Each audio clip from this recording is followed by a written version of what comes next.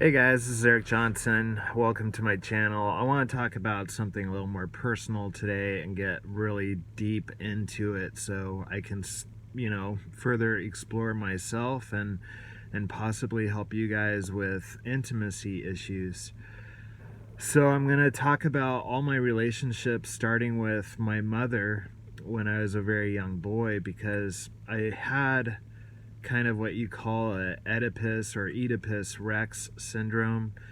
It's a Greek story of a man who basically killed his father and was in love with his mother intimately. Um, and don't worry, this is not about incest or anything like that. I didn't have an intimate relationship with my mother, but I loved her a lot and I wanted her to spend more time with me than my dad. So when I got older, there was this tug of war between my dad and I believe my dad has Asperger's as well, because it can be hereditary, it can be genetic. And he was very controlling and I was very controlling. So as a 12-year-old boy, my mom would come in and say goodnight to me, and sometimes she would read to me or whatever, or we would discuss things. And I was so excited to talk to her at night that I held her attention as long as I could. I didn't want to go to bed because my bedtime was really early. Plus, I was just excited to talk because she was like my best friend. And my dad would be in the other room, their bedroom down the hallway, and he would call out for her. So she wouldn't, she couldn't spend a lot of time with me. She'd spend like 15 minutes with me and then she'd have to go and go to bed with my dad. And I always got really upset that he would call her almost like a dog. And because he was controlling and he didn't want to be laying in bed alone, we had a very strict household, schedule because of his controlling Asperger's himself. He was a controlling, short-tempered guy with Asperger's, and I didn't know any of this till recently, that it was hereditary. So he would call her into bed and I would be sitting alone. So I'd be alone and he'd have, my mom. And so I think I eventually started to resent her because she would side with him.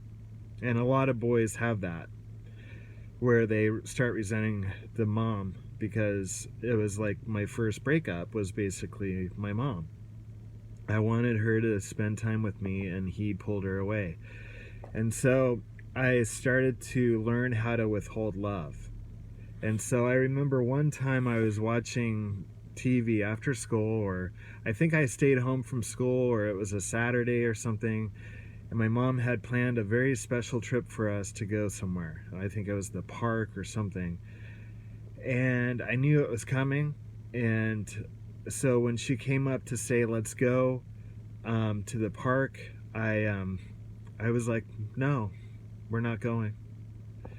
And she started to plead with me. And she's like, why? Why don't you want to go? And I felt almost excited that she was pleading with me. And I know it sounds kind of sick, but I was trying to get her back, I think, subconsciously, from walking away from me at bedtime. And so, I relished in the joy of having her, kind of beg me, like, why? She had to take time off from work to, take me to the park. And I was kind of glad that she was begging me to go. And I was just like, no, I don't want to go now. And so that was kind of the beginning dynamic of my intimacy relationships from then on. And my first girlfriend in high school, I didn't get a girlfriend until I was almost 17, and it only lasted 2 weeks.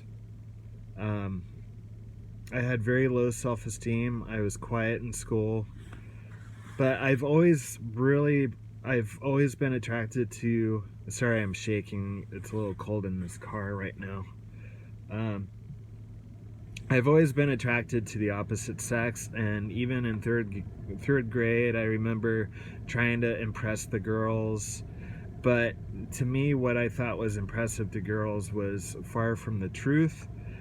You know, I really liked cars and dirt, and so I would run around recess in the playground, and I would put dirt in my shirt, and I would hold the dirt in my shirt by holding up the shirt and making this little pouch, and I would run as fast as I could, and you know, fling the dirt out and try to make this smoke trail behind me, because I wanted to be a fast hot rod.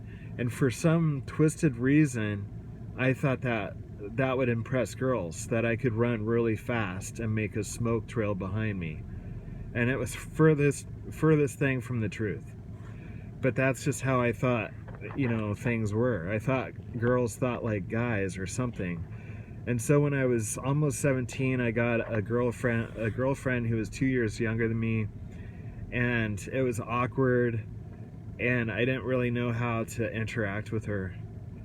And I think she got bored with me or something, but I called it off because you know, pressure from friends, and they teased me, and it was the end of the school year, and it just didn't work. And I was kind of pathetic around her, because at that time I was experimenting with drugs, and she found a stash of her dad's weed, and I got more obsessed with that than her.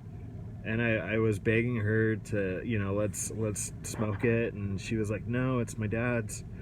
And then we had some intimacy, and I wanted more, and she basically was like, no, not tonight.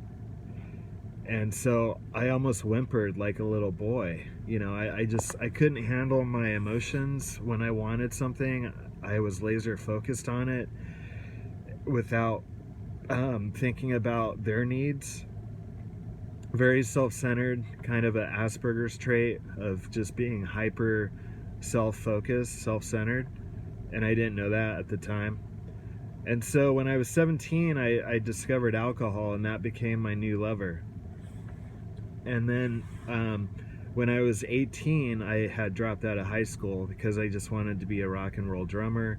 And I was at a party with 4 other guys, and there was one girl there, and she was a lot older than us, probably, well, like 10 to 15 years older than us. And we were playing cards at the table, and I had a few beers, and luckily I made a pass at her in front of all the other guys, and I basically got the girl in front of all these other guys, and they left the house, and it was just me and her. But I had liquid courage, and it was one of those rare moments where I said everything right, and I was being suave, and she picked me. So that filled my head with some good, you know, I was like, wow, that was great. You know, I can't believe but when we were making love, I couldn't go all the way. So I think there was fear of intimacy there, where I physically could not go all the way. Like, I could get aroused and we could do it, but I could not go all the way. And so friends would tease me because they're like, you're still a virgin because you don't go all the way. And I was like, no, I don't think it's true. I think if you just can, you know, do intercourse, you're not a virgin anymore. And friends used to tease me about that, and I never knew, whatever, you know. I was like, no, I'm not a virgin. But I didn't go all the way with her, and I told friends that, you know, it didn't work out, and they made fun of me. And then I went 2 years without being with a girl. Then when I was 20 years old, I was writing poetry at the time, and I worked as a dishwasher, and I met the cook, who was a female who was 20 years older than me. And I thought she was interesting because she had tattoos, and she wore black leather, and she was a big, voracious reader, very intelligent. And I said, would you like to read my poetry? And she was like, sure. And so she took it home and read it all. There was like 40 poems, and when I saw her a couple days later, she said that my poetry was very refreshing and very, very good. And she invited me over for some wine. And she had kids that were nearly my age. I mean, she had kids she had her first child when she was 14. So these kids were literally my age. In fact, one of them was 2 years older than me. So we had wine, and she wanted me to sleep with her. And that night, so I'm 20 years old now. I've never gone all the way with a girl. I had intimacy issues. I couldn't let my guard down. So that night, I was like, while we were making love, I was like, can I go all the way? And she's like, yes. And that was the very first time. Besides fapping myself when I was 16, masturbating. So she invited me to live with her. I was 20 and she was 40, and she had a kid. She had 2 children that were my age or older. And everything was great, but she became like a surrogate mother. And at that same time, I withheld love from my parents completely and walked away from the house. I told my parents to F off, and I disappeared. And they didn't see me for 2.5 years while I was living with this older woman who taught me about art, who taught me about wine, who taught me about culinary skills, and really just opened up my whole, she taught me about the Beat Generation and the Jack Kerouac, William Burroughs, Charles Bukowski, all those, dark writers that were alcoholic and drug addicts. William Burroughs was a heroin addict, and he was gay. And so I started exploring a little bit of bisexuality when I was drinking, and it didn't feel natural to me. But I was like, to be a great artist, you have to explore everything and be open-minded. But that didn't really get in the way with my relationship with her at that point, but it did with other girls, with the drinking. So after a couple years with her, 3 to 4 years, I started resenting her because she was more like a mother figure than a girlfriend, and I started craving girls my own age. And I started to get very angry with her, and it got to the point where it was kind of scary, and she kicked me out, and I went to Job Corps, which is a merchant marine type training facility. And I was very scared. I was homesick. I wasn't used to change. I freaked out at Job Corps, just started crying, broke down. I just could not handle change, just like when I was 12 years old and I was sent off to boys camp. I every night I cried to the counselors. I was like, I have to go home. I can't do this. I have to go home. So I was a homebody, and I didn't know I had Asperger's. No one ever talked about it. No one ever even knew about it, really. Most of the world discovered autism with the movie Rain Man, and so I was a stimmer. I rocked back and forth since I was 8 years old, so I needed self-soothing, and then alcohol was self-soothing, and then music was self-soothing, and then drugs and alcohol were self-soothing, but they turned against me and they nearly destroyed me. So I didn't really learn a lot about relationships with the 40-year-old because I learned more about being a drunk. And she took care of me. She had that maternal instinct, and she took care of me, and she put up with a lot of my crap, especially when I drank and became very tragic and tried killing myself with a dollar razor, on my arm. It couldn't even slice my arm. And I just played a lot of games, a lot of drama, alcohol-fueled drama, and she put up with a lot of it. Next girlfriend wasn't that much better. I was still drinking heavily, and she was like 5 years older than me.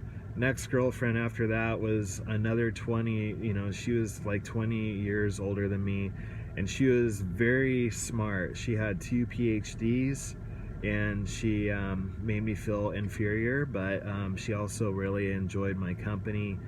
And but I was a heavy drinker, and that lasted 2 years. And she actually was, I think she was bipolar.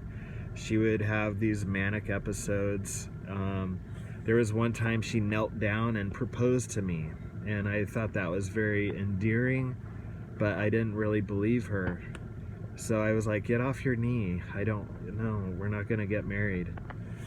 So after all of that craziness, I had 8 girlfriends. Most of them, you know, I broke up with half of them, and half of them broke up with me because of my drinking, and I didn't really know how to communicate with them. I wasn't really intimate with them. I wasn't really present.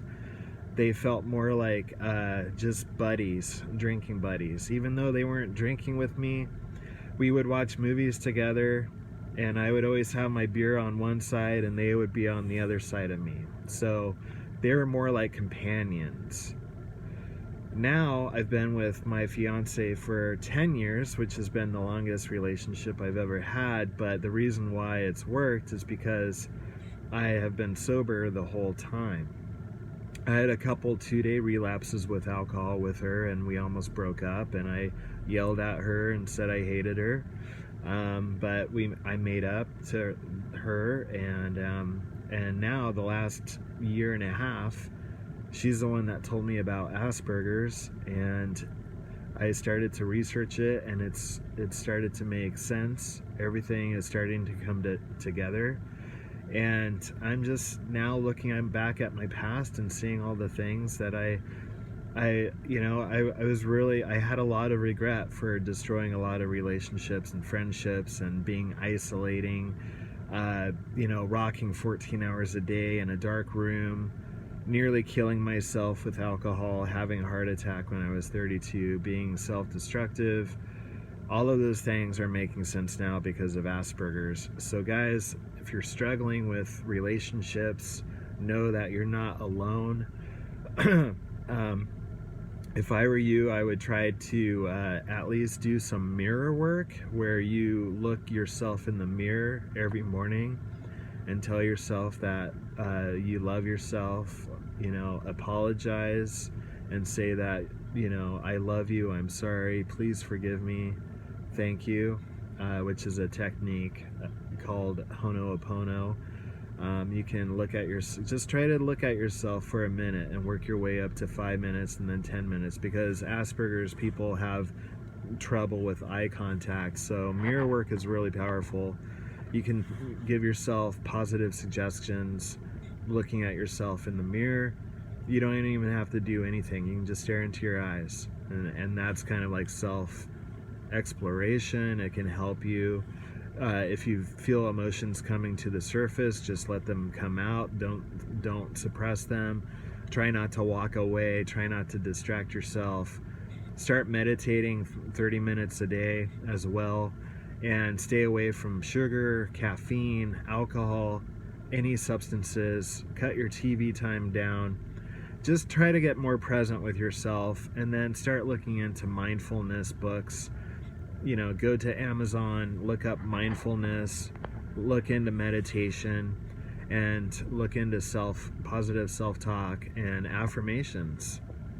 We really don't love ourselves when we go through all these traumatic times, and it's not your fault. It's, a lot of people with Asperger's have it, but there is hope. I've been with the same girl for 10 years, and I'm learning more every day how to communicate properly and not fly off the handle. I'm learning how to ask questions and to nod when I'm listening. Little social cues like that are very beneficial. So learn about those things. Learn about social cues, just nodding, and give them eye contact as long as you can. And remember to breathe. I used to hold my breath when talking to people. And so that really was bad, and affected my concentration. I couldn't concentrate when I'm not breathing. So learn how to breathe. Look into breath work. Count from 1 to 5 on the intake, and then 1 to 5 on the outtake. And that will help you calm down. It's all about breathing, slowing down, and taking a deep breath, and it will all work out, guys. So hit that subscribe button. I hope this helps. I could have gotten into more detail, but you probably got the gist of it, of what happened in my life with intimate relationships. So share your story if you want. This is an open place, and I love you guys, and hang in there.